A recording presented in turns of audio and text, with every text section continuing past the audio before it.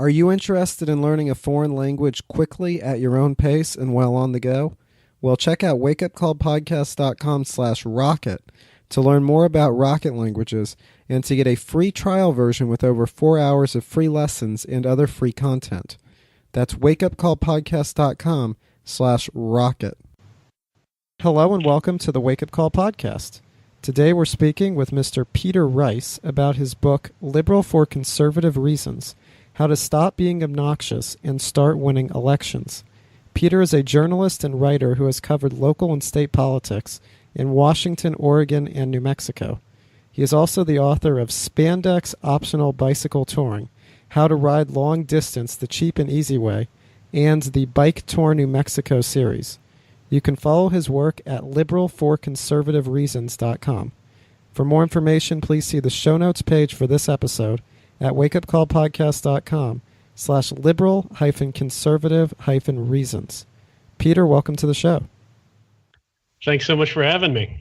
Yeah, it's a pleasure to have you. Thank you so much for joining us. So let's just start out with an overview of your book and your motivation for writing this book. Obviously, this is a very timely book in many ways, but what exactly is in it, and how did you decide to write a book of this nature?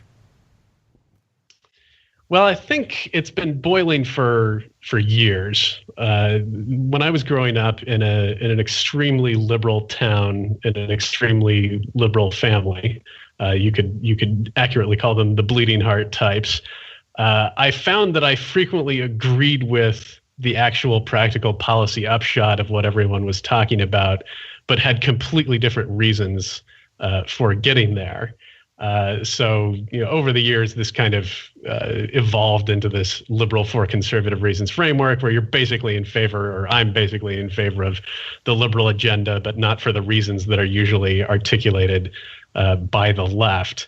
And so this kind of sat around in the mental hopper for a while, and then I wrote much more fun books that are not about politics, like the bicycle touring book, and it was kind of avoiding this. But given the headache and depression I had last November 9th or thereabouts, I was unable to keep myself from writing this book for any longer. And the basic idea is just that you can be liberal, but if you're going to do it, you should probably do so for, especially when you're arguing, you should do so for reasons that conservatives might conceivably appreciate, because that's just a much better way to get them to go along with part of your agenda. So there's that aspect, but also the book is sort of about a stylistic component, because I do in some weird way look up to conservatives for their kind of political swagger, less emphasis on empathy and moral hand-wringing, and more kind of like, hey, we got this policy-wise. Let's just go and do it.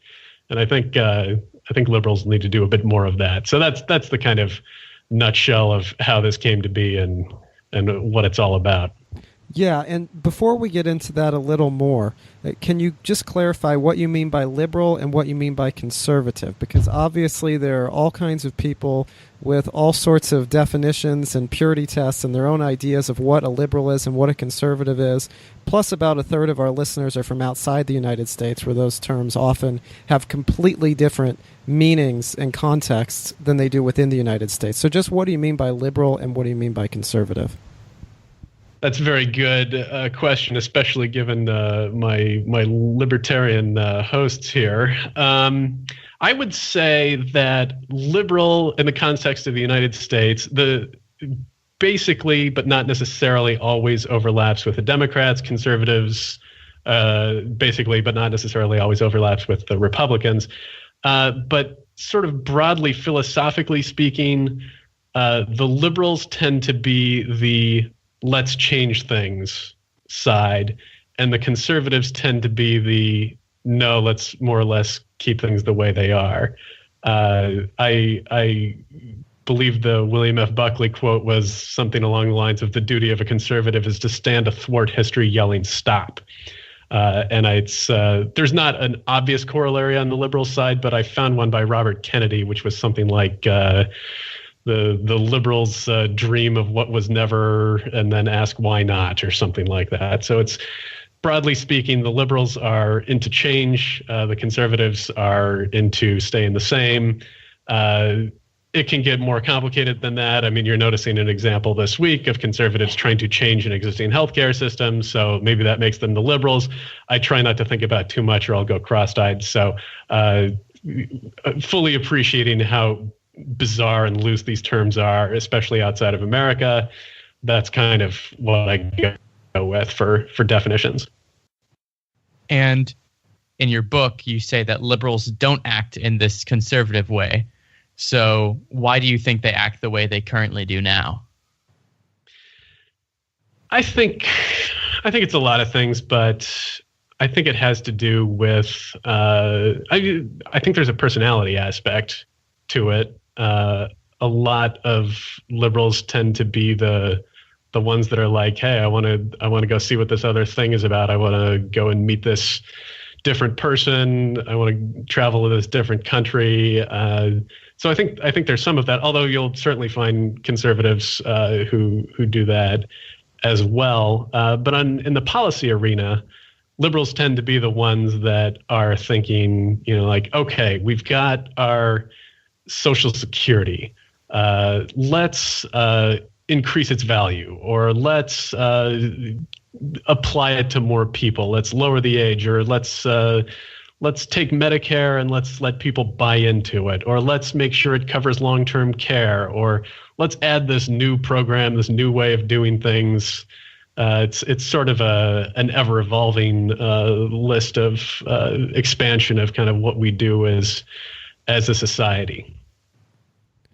Okay, so then why do you think, because the book is in many ways arguing that if liberals would take a more conservative approach to their arguments, then they would have more electoral success and more success branding and messaging. So why do you think that is? I think it's just the basics of appealing to your political opponents. And it's something we do every day, right? Like if the three of us were trying to figure out where we were going to eat lunch, and I wanted to go to this one place, but you guys didn't want to go there, I'm not gonna do the typical liberal argument and try to make a moral argument in favor of my restaurant. I'm going to say, well, but guys, have you considered these other menu options that are on this particular restaurant that might actually appeal to you? I think it's, at the end of the day, it's just a matter of practical addition, right? I mean, you need to get majorities in Congress. You need majorities to elect your people to Congress.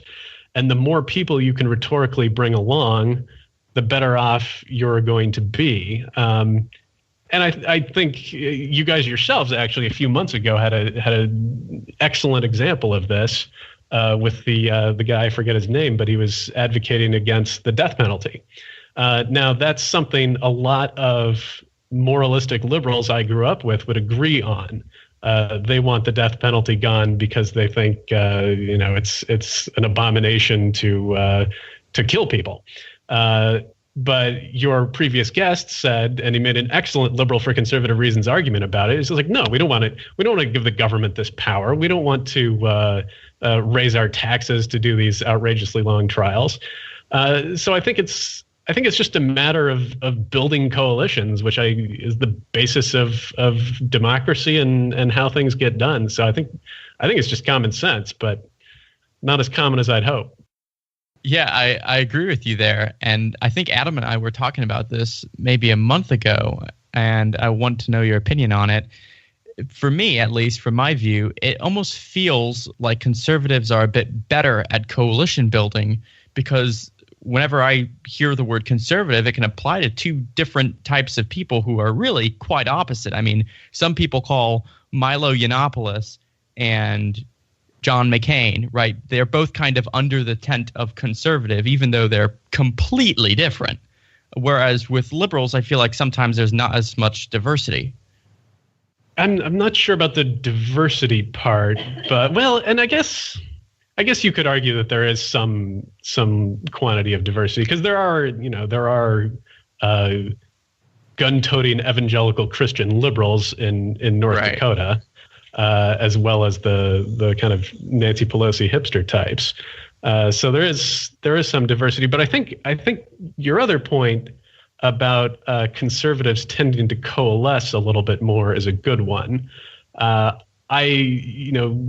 the full caveat that I am completely biased in my perspective here, but from this angle, it sure as hell looks like conservatives stick together, stick to the same script more often than not. And I've heard some anecdotal evidence that is the case all over the place. Paul Begala, actually, the famous consultant for the Clintons and now CNN talking head, has said that he's noticed this in center-left parties all over the world. Everyone always kind of wants to go their own way and kind of do their own thing.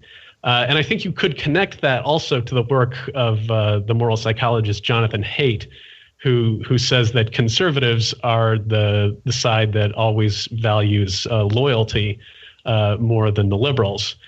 So I guess it stands to reason all the liberals are out there, wanting to do their own thing and respecting everybody's right to do their own thing, whereas conservatives are a little bit more, conservative. And so it makes for a little more cohesive political movement, everything we're seeing in Congress right now notwithstanding. Sure. Now let's get into some particular examples of issues where we could see your idea for a liberal stance with conservative reasoning and conservative arguments, some issues where we could really see that applied. And there are a handful that you highlight in your book. But let's just start there. Which issues do you think we would best see that, and why do you think some of those issues are not necessarily highlighted? Or do you think all those issues are highlighted? It's just the wrong approach is taken in the vast majority of cases as far as arguing the case? Well, I think all of the issues I write about in the book, and I mean, they're all kind of the marquee issues, right? I mean, poverty, welfare, immigration, our relationship with Islam, as well as these social issues like birth control and abortion, and of course, healthcare and the environment and things like that. So I think they're all talked about, but they're talked about in sort of incoherent ways.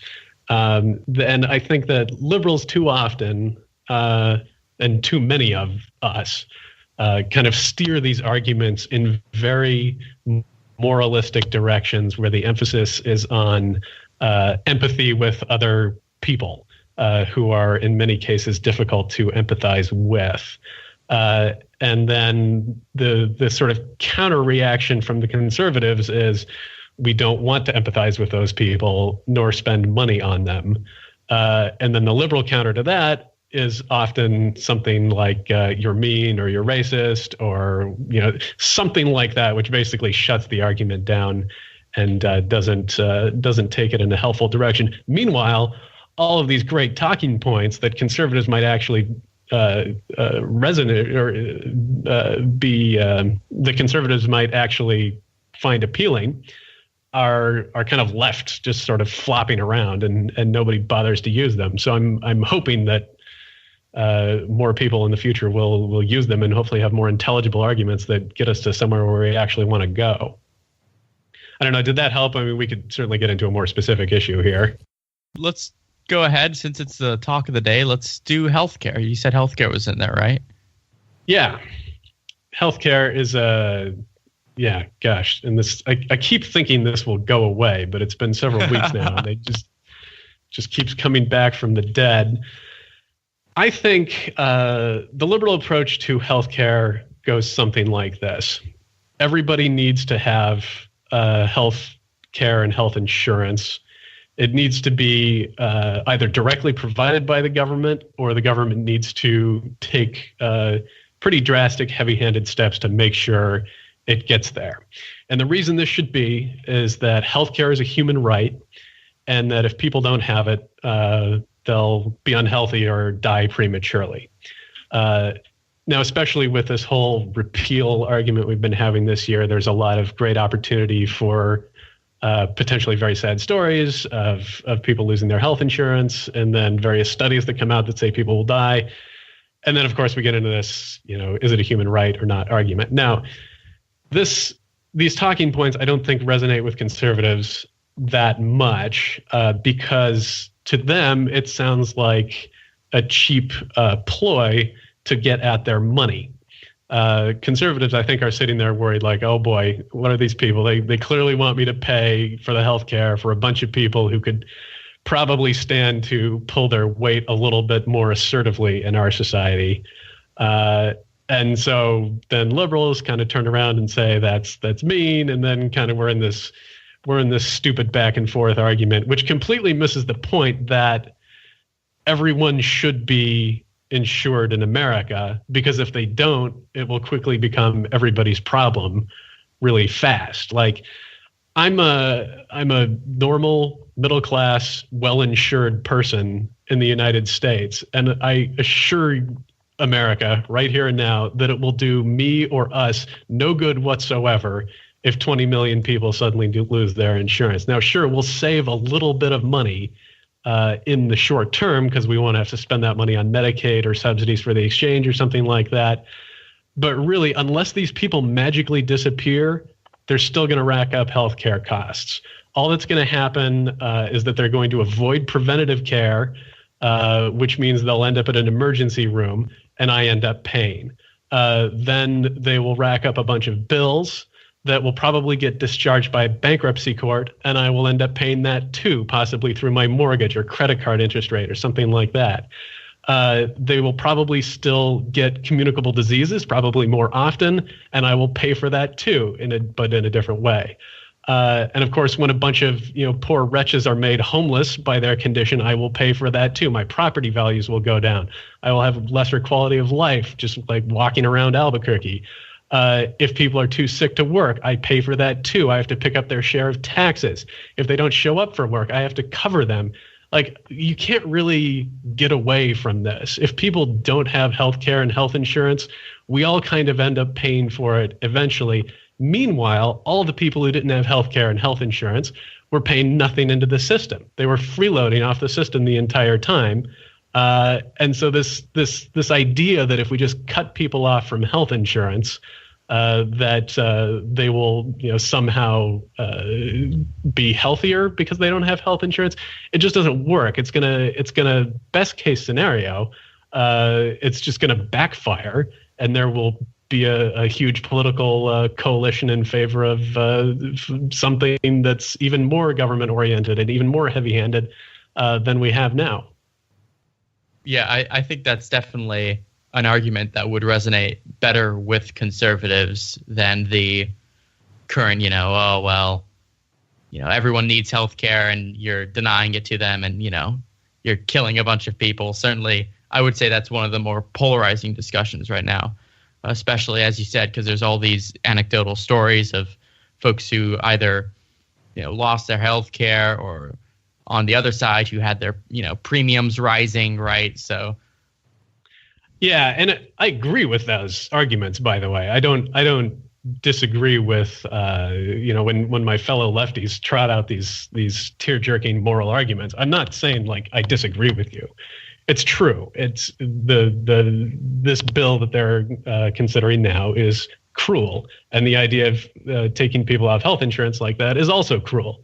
But I'm just saying, in terms of rhetoric, we don't need to go there. If we just continue this line of argument that it's cruel and healthcare is a human right, great, we can have a fun time talking to ourselves about that.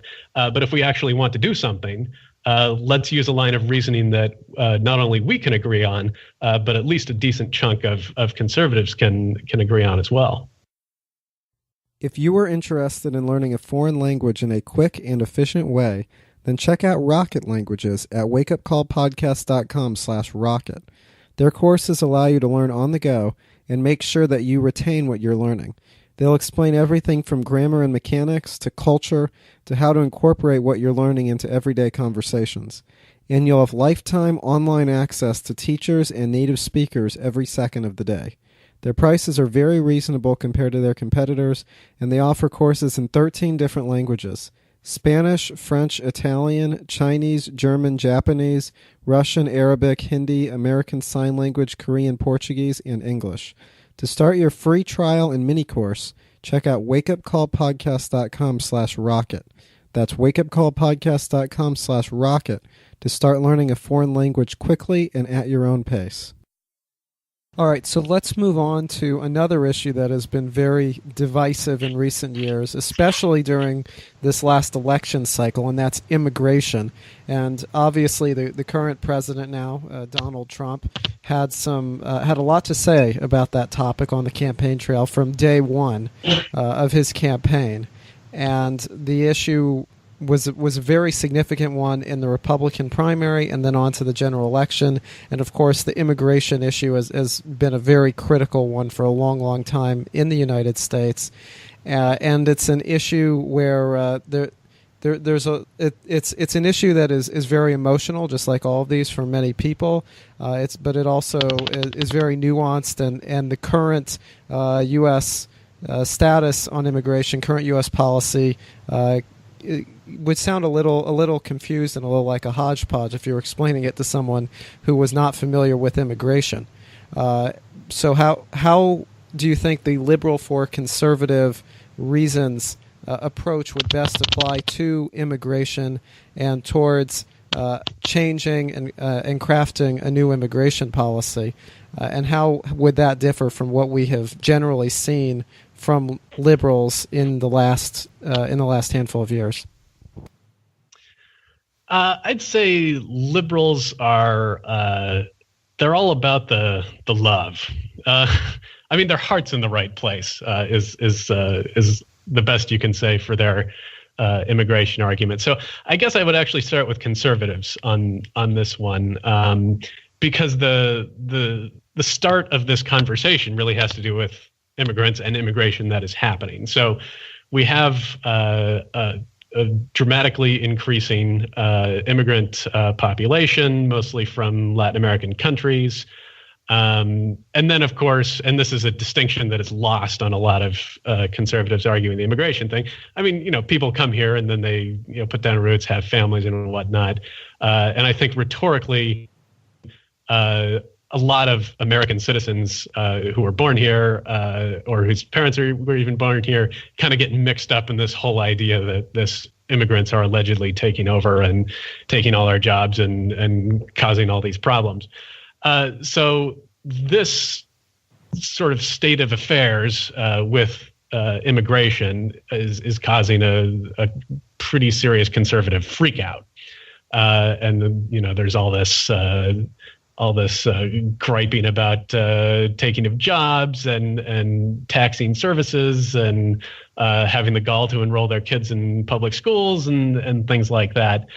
And liberals are seriously horrified by that line of argument because we're all about diversity and new experiences and loving everybody. And so naturally, complaining about people because they don't speak English necessarily as a native language is not something we're down with.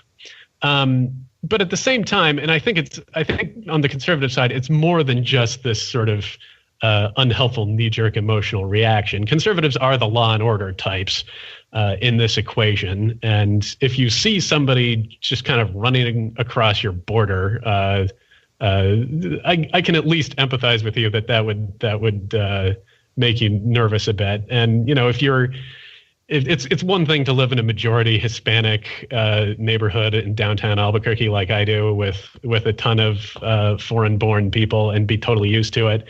But if you are from some small town in Iowa and all of a sudden most of the kids in your local school are from parents from some Latin American country, it's understandable that would make some people nervous and all that. But here's where the argument goes. Conservatives express nervousness and or freak out and sometimes hatred. Liberals kind of respond to that by labeling them all as mean racists. And then the argument is kind of over at that point, because racist is the worst thing you can possibly call someone in today's modern political context. But where liberals miss an opportunity, I think, is to argue a pro-immigration point on the grounds of capitalism. Because really, this is about free market economics here. If a willing seller of labor wishes to make a voluntary contract with a willing buyer of labor, that's really their right and none of y'all's concern. So it's a very basic argument. To be a capitalist is to be in favor of some immigration to the extent that it allows normal businesses to function.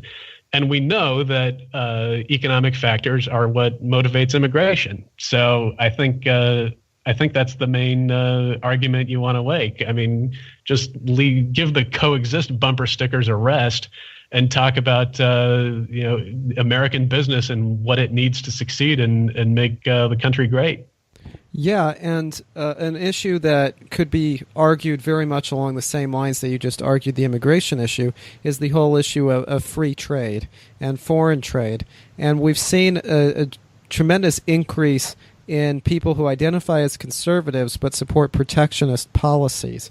And especially during this last election cycle with the Trump campaign, we saw a lot of people getting behind both strong immigration restrictions and a border wall, and advocating for deportations, people who were taking a tougher stance on immigration. And then those same people would, in turn, support a more protectionist trade policy. So maybe that's a coincidence. Maybe those people do draw a connection. But it does make sense that for conservatives who still are in favor of free trade, and there still are a good many of those, that approaching the immigration argument like the free trade argument is approached could be more effective than just labeling everyone as racist or a xenophobe.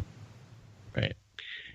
Indeed, and I would just add to that I mean, you mentioned the wall. I think that has really ginned up a lot of emotions on both sides. And on the Mexican side, by the way, from what I read, they are none too pleased and are taking the wall as a huge slight.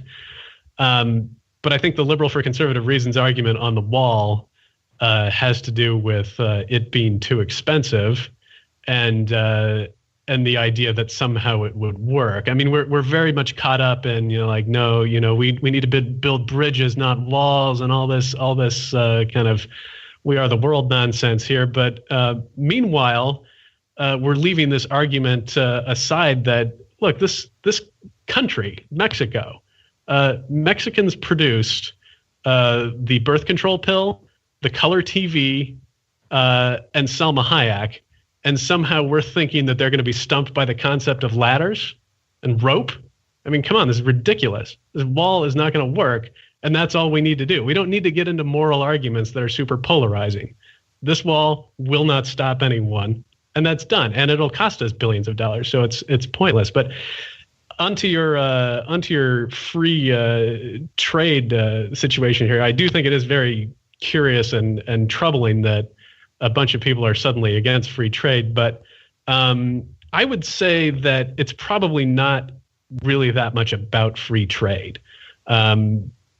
Having lived in one of these communities that's been in a rural part of America that's really been decimated by the shoals of the modern global economy, I think it's just about insecurity. If you live in a community that gets economically kicked in the teeth and then kind of left for dead, then yeah, you're going to be mad about it. And you're going to look for something to blame. And if somebody comes along saying, well, it's trade, it's this scarily acronymed agreement that very few people truly understand, yeah, you're going to buy that. And in some ways, it's not completely untrue. So the folks who are in favor of free trade, I think, need to focus on making sure that free trade has fewer obvious victims. Right. We need to make sure we don't ever again have a situation where whether it's just perception or actual reality, where huge swaths of America think that they've been left for dead, economically speaking, because of free trade. Because if we get into that position, then we're going to have another situation where we have really volatile electoral consequences that have big implications for our ability to compete in the world. And we don't want that. And we want to preserve our ability to buy things from Canada and Mexico, more or less tariff-free. So for the sake of stability in trade and the global economic order, we need to make sure people are kind of taken care of at a local level. Yeah, and I do want to just bring up, since you mentioned free trade agreements in there, that obviously there is a difference between genuine free trade and free trade agreements. And whether someone who supports genuine free trade should be backing a free trade agreement, that's a whole nother discussion. But there is a distinction there that is frequently brought up in libertarian discussions of the issue.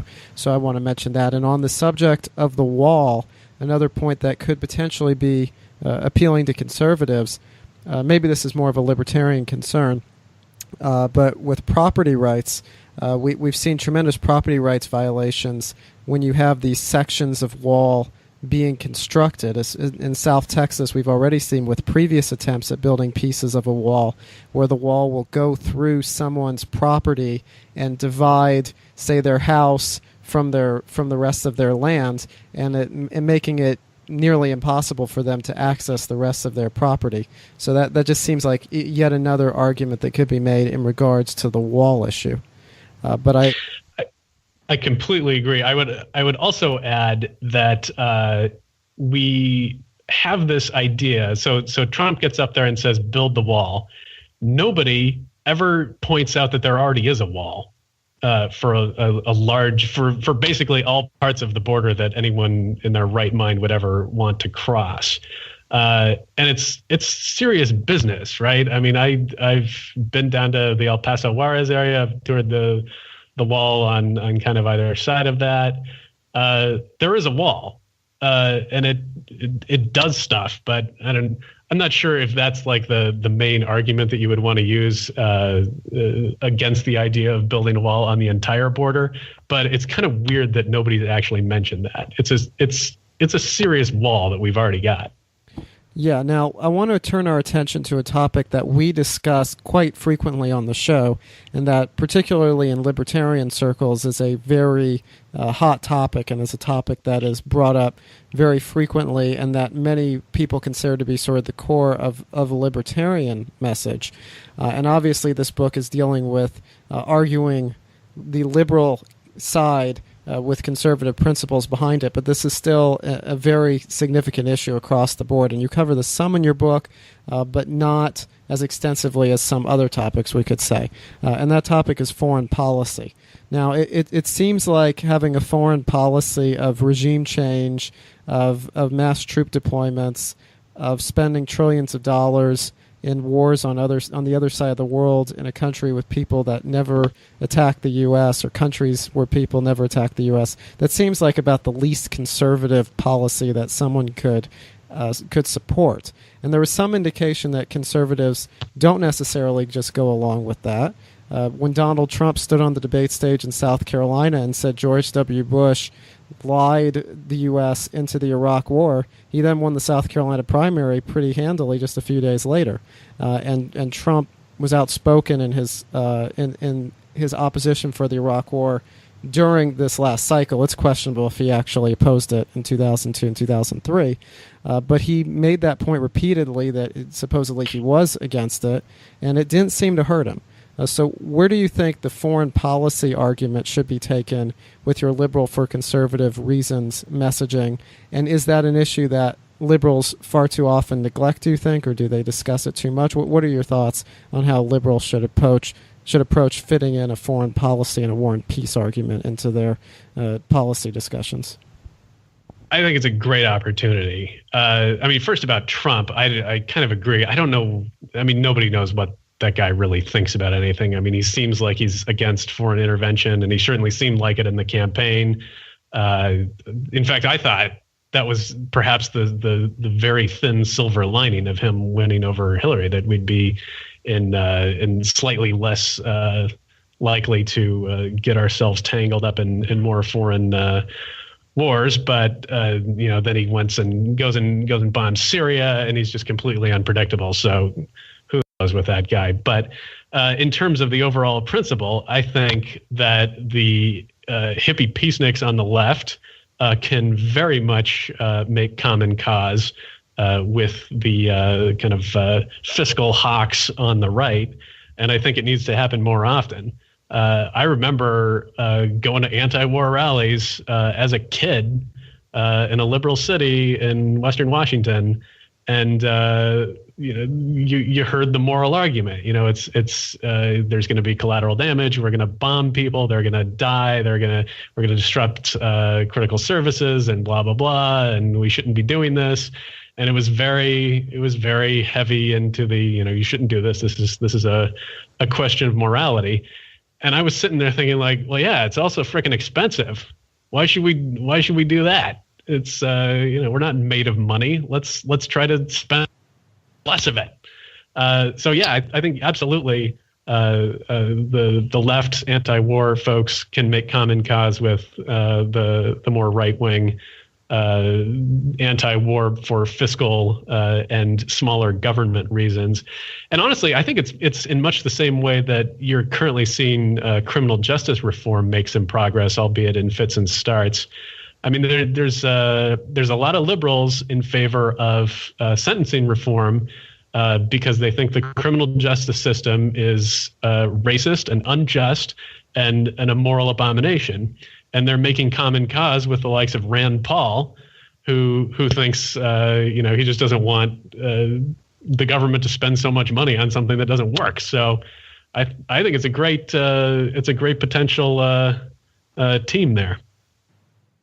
And I think this book, the main message of it, isn't just applicable to liberals, but also to libertarians and other folks with different ideologies, because libertarians certainly have the same issues with presenting our opinions in the court of public opinion, where, the way in which we'll present it sometimes will be a bit heavy-handed. And then, of course, you get backlash from it. You don't really get anyone entertaining a dialogue with you unless you kind of put your argument in their terms. Yeah, and I'll tell you what, I love libertarians, and I love talking to libertarians, and that's why I'm enjoying this conversation so much, because I find you all infuriating about half the time, and then I think you're just absolutely right on the other half the time. And I would really, really love it if the new kind of left-right dichotomy in the United States was liberals versus libertarians. I think that would just be the most beautiful country we could possibly live in.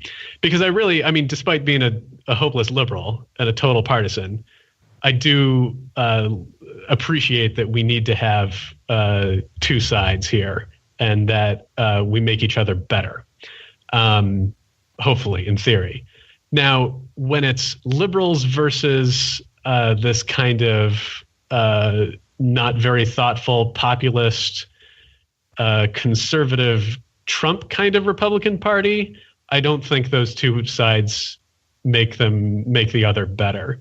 But I think if it were liberals who are characteristically all in favor of bold, new, crazy programs to ameliorate the condition of mankind or whatever, versus libertarians who are very, very thoughtful and nerdy about these sorts of things, and are into really efficient government, or no government at all, or some other crack solution that can accomplish the goal. If those two sides can come together and agree on at least some kind of common goal, I think whatever solution that comes out of that is going to be probably good, and both sides in that case will make each other better, and they won't just start talking past each other and flinging accusations of racism all the time. But anyway, that's the sort of liberal la-la land I like to live in. I'm not sure if that actually answered your question or not, but there you go. All right. Well, thank you so much for joining us today. Just to remind everyone who's listening and may have forgotten, what are the best ways to follow your work And then are there any resources or readings that you recommend that we haven't mentioned so far? Oh, gosh. So the best way to follow me is through liberalforconservativereasons.com.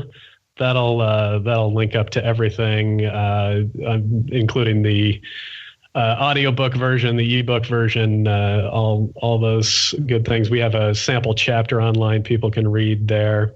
In terms of just other random reading material people can read, probably anything by Jonathan Haidt. His book, and I'm forgetting the exact name of it, but it was about The Righteous Mind.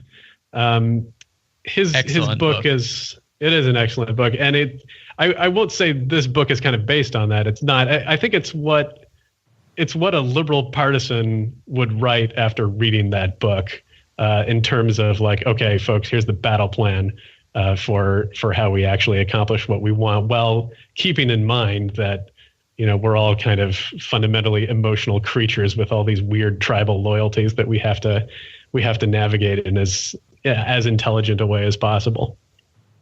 All right. Well, thank you very much for joining us today. And I just want to remind everybody that the show notes page for today's episode is wakeupcallpodcast.com/liberal-conservative-reasons. And that's because, of course, the book we've been discussing today is Liberal for Conservative Reasons, How to Stop Being Obnoxious and Start Winning Elections.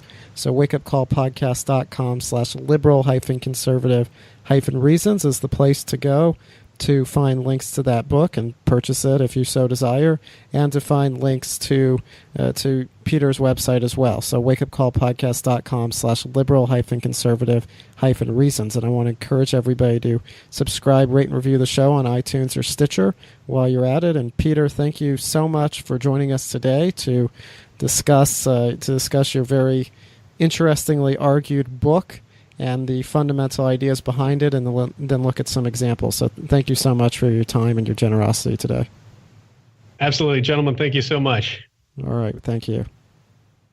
Thank you for listening to this episode of the Wake Up Call podcast. If you would like to listen to more episodes, please subscribe, rate, and review the show on iTunes, or subscribe on Stitcher, and check out our website at wakeupcallpodcast.com.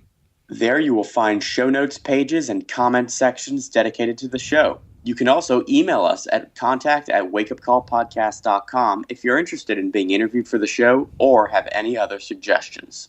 Thank you.